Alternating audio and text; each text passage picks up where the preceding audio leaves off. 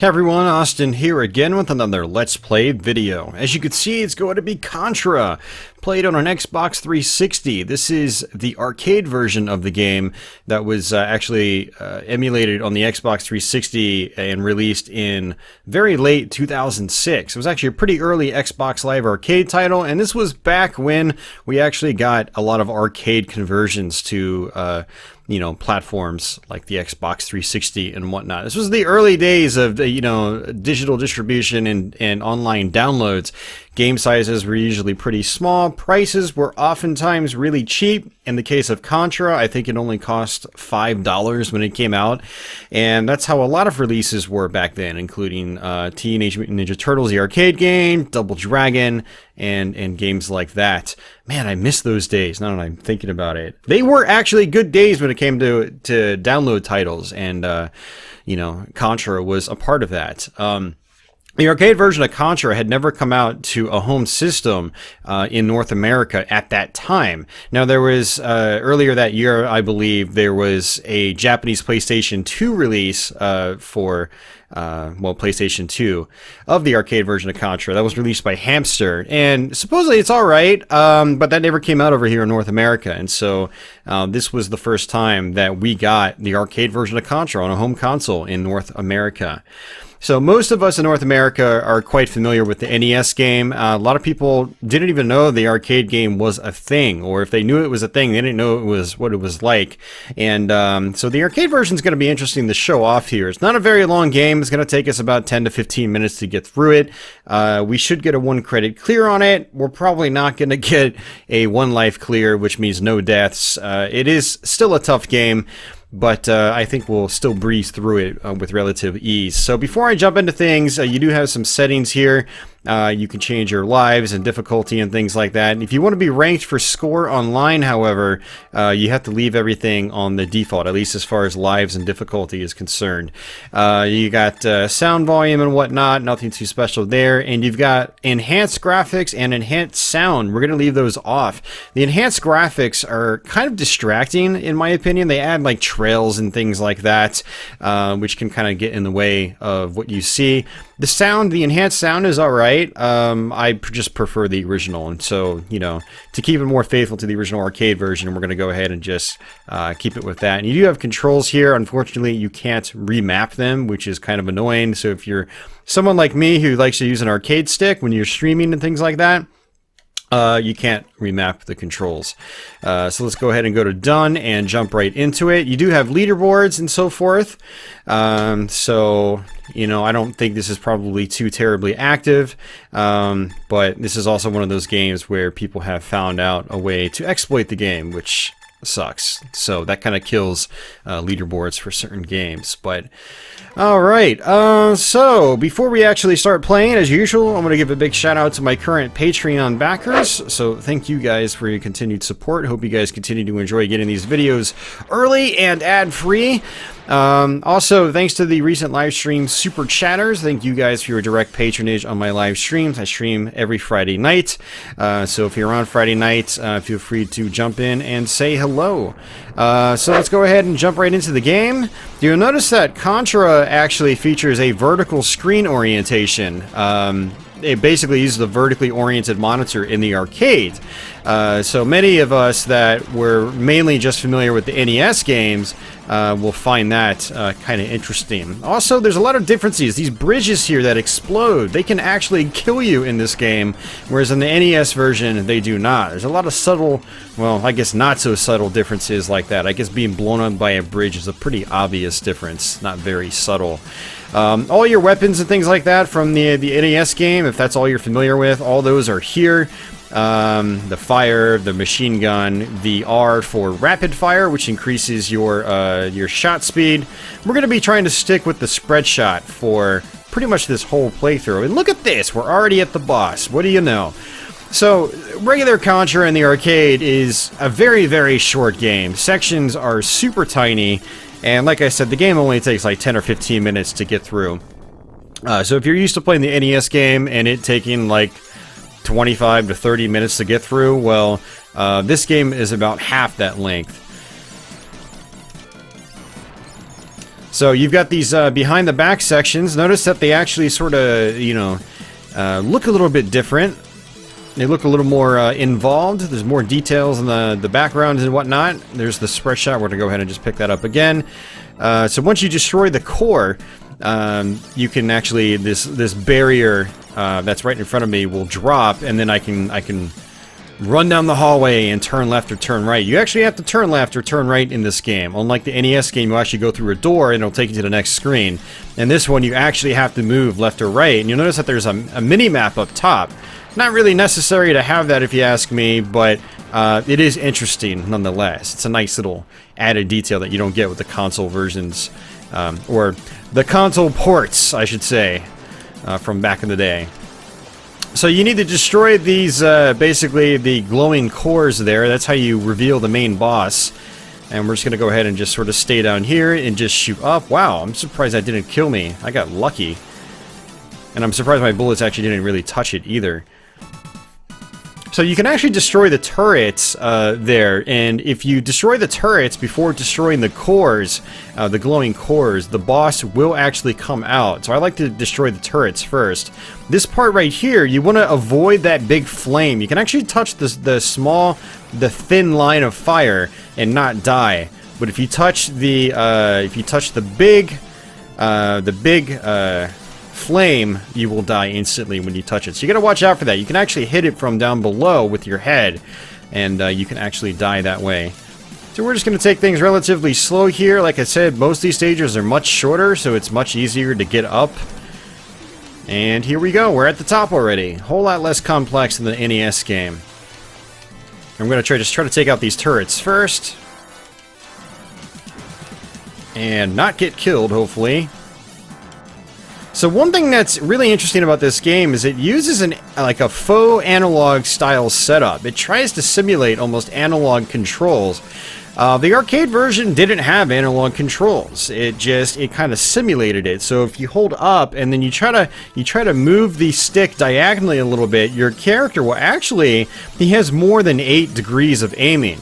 So it's not just up, down, left, right, and then diagonals. He's actually got another 4 directions he can shoot in, which definitely takes some time to get used to. I think when people complain about this game, especially people that are really familiar with the NES games, because maybe they grew up with them, that's what they played, you know, for half their lives, they have a really hard time adjusting to the control scheme in this game, and I can totally get behind that. I can totally understand the issues people would have with the controls in this game. It doesn't bother me too much. You know, I've been playing this arcade version for a long time now, and I'm more than used to it. But it can still get the best of me if I'm not really paying attention to what I'm doing. So one of the things about the aiming in this game is that you can't just hold the stick in one direction and then just rotate it to the direction you wanna aim.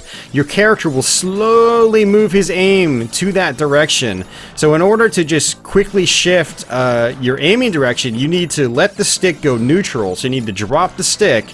So say if you're holding right and you want to shoot directly up, you need to stop holding right, let the stick go to the neutral position in the middle, then press up. You can't go right and then diagonally up forward and then up. Otherwise your character will slowly move his aim up, which can actually get you killed.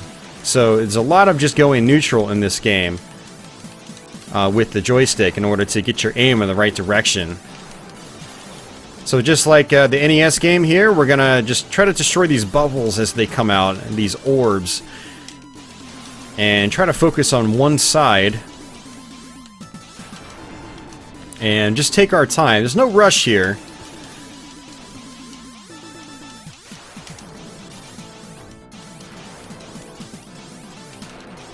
Now during normal levels themselves, you do have to actually move. You have to keep moving. Because if you stay on the screen for too long, a bomb will actually come out and basically just blow things up and destroy you. So you got to watch out for that if you're trying to point press or something like that, if you're playing for score. So what I'm going to do here is actually just kind of sit back and... Ooh, actually wasn't working too well. Try to sit back. Well, that did it. I didn't die. That's all that matters. So what I like to do is try to sit back there and just use the spread shot to take these guys out. There's actually a couple of instances where I've almost died, so let's try to focus here. I would definitely like to get as far as I can without dying. These turret guys, you need to just duck them and shoot them. Notice how I'm just constantly tapping the fire button? That's so I can just kill enemies right as they appear in the screen. Or if they're the guys like with the turrets shooting at me, I can get a head start on doing damage to them before I really have to even deal with them. So these guys are really tough to destroy without the spread shot or the laser or the machine gun, basically any weapon other than fire. So if you die, those things are really tough to deal with. Chances are you'll just end up being forced to die again. So this guy was actually the boss of this level in the NES game. You actually have to fight him twice now. He's, you have to fight him once before you come into the fire zone here, and then you have to fight him again on the way out. So we're just going to duck here just to play it safe.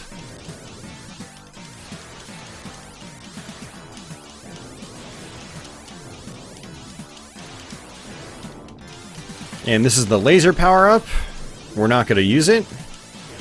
Spread shot is the best weapon in the game. And I'm just going to kind of wait here to see where this flame goes. I think it goes to the right. Yep, just like that. And here's the mini-boss again. We're going to actually sit over here.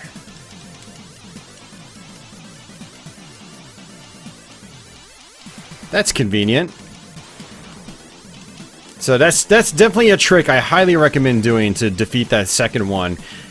You know, he has a tendency of throwing out, you know, multiple discs at varying degrees. Like sometimes he'll just throw out 2, which are very easy to jump over, but sometimes he'll troll you and throw out a third one, which is very, very difficult to avoid. And now you'll probably notice that there haven't really been that many power-ups appearing in this game, and the reason for that is I am powered up right now, and when you're powered up, the game doesn't drop power-ups.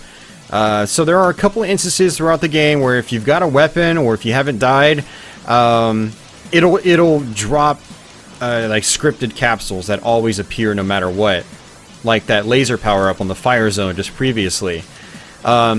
Oops! Oh no, that's horrible. That's absolutely awful. We gotta go through this whole last section without a spread shot. Well, the reason I mentioned that is there was actually a barrier power-up you could get, which makes you invincible for like a good 20 or 30 seconds. So if you died on that previous level before you got to where that power-up spawns, it'll appear and you can actually take it to this mini-boss here. And this guy is really tricky to deal with. Nice. Well, at least we got him without dying. But notice how I'm using, like, the variable aiming to my advantage. I'm just kind of, like, wiggling the diagonal functions back and forth. Just kind of rocking it. And we're just gonna... Notice how the guy on the right isn't actually activated yet. If he's not activated, you can't actually kill him. So you just want to kind of push the screen slowly. It's best to try to take these guys out one at a time instead of activating multiples of them. I'm just kind of rocking the diagonals.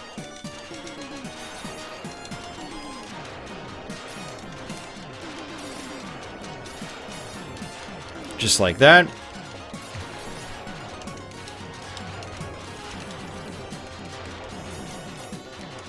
This is going to be really tough without the spread shot. And so what we're going to do is we're going to try to destroy these pods, or these eggs.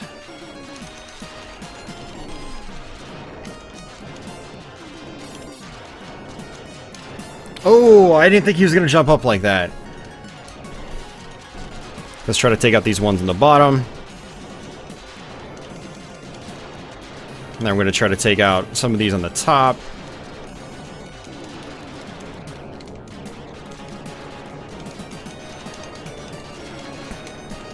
And let's just go ahead, go for the heart. Got it, and we just beat Contra.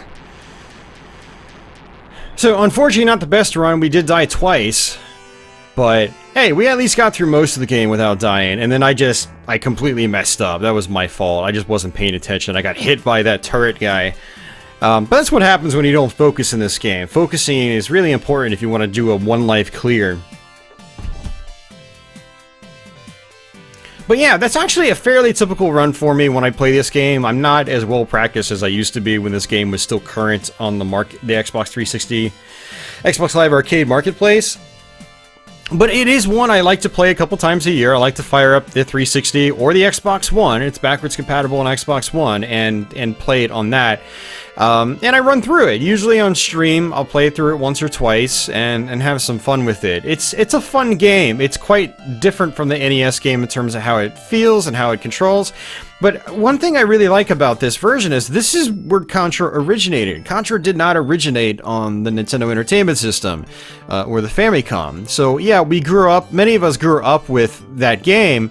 But it spawned from this game, this arcade game, and I really love seeing arcade games translated to home consoles and seeing how they're changed or what the differences are and things like that, or how faithful they are, and going back and you know, experiencing the source material. So, you know, as a big fan of the NES Contra games, I love going back to the arcade games just to see how they compare to what I grew up with, which was the NES games.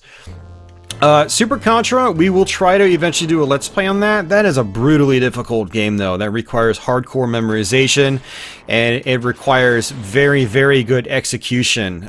This game doesn't really require great execution to get through it, especially for just a one-credit clear. Now, a one-life clear is obviously more difficult, but still very, very doable. I've done it many times over the years. But Super Contra, on the other hand, very, very challenging, very difficult to have a fantastic run consistently. So I'm honestly a little scared to do a Let's Play of the sequel, but you know, it'll probably happen eventually. I have to just really spend time with it again. I used to spend a lot of time with it back in the day. I really, really enjoyed Super Contra, especially once I learned how to play it. I really enjoyed it, but it can be super frustrating. What's nice about Super Contra, though, is that you can upgrade your weapons twice, and they just wreck things when they're upgraded a second time. Whereas in this Contra, you just get a weapon and that's about it, and you don't even really get the rapid fire power up. It doesn't really appear in this with just regular weapons, unfortunately, because of how the power-up system just like adjusts itself based on, I guess, either how well you've been playing or what weapons you have. So the rapid fire power-up doesn't even appear if I have a good run up until the last level. But basically what that does is it makes your weapons fire about twice as fast. You often see it appear when you've just got your standard rifle. So basically you've died and then alternate power-ups start to appear because you've died. So yeah, it's kind of interesting how the power-ups drop in this game. But yeah, let's go ahead and, you know, before I was going to wrap things up, but let me actually show you just really quick the enhanced graphics style here. Now, what's actually interesting about this is you can actually get a 3-in-1 package on the Xbox 360. So this was originally a Xbox Live Arcade game. You know, it was available for about $5 or so, but they eventually released it on a physical disc. So thankfully, this is archived on a physical disc, unlike some other downloads from back then. And it comes bundled with Russian Attack and I think, God, what is it? Was it Frogger or something like that? I'm not sure. I don't remember. But there were 2 3-packs available. The second 3-pack has Super Contra and Castlevania Symphony of the Night on it, along with another third one. So let's go ahead and just jump in here real quick, just so I can show you the updated graphic styles. You notice that it's got a smooth graphic filter, and there are trails on everything, and when you blow stuff up, there's more animations and things like that. Some people might actually prefer this because it just makes things, you know, a little more exciting in a way. But for me, I just prefer to keep it, you know, pretty faithful to the original arcade game. I also prefer just, you know, the original soundtrack, the original arcade sound hardware. And here's the machine gun. they actually changed the color of the sprite on the enhanced mode. Normally it's you know, sort of like a white shot with a reddish or orange border around it.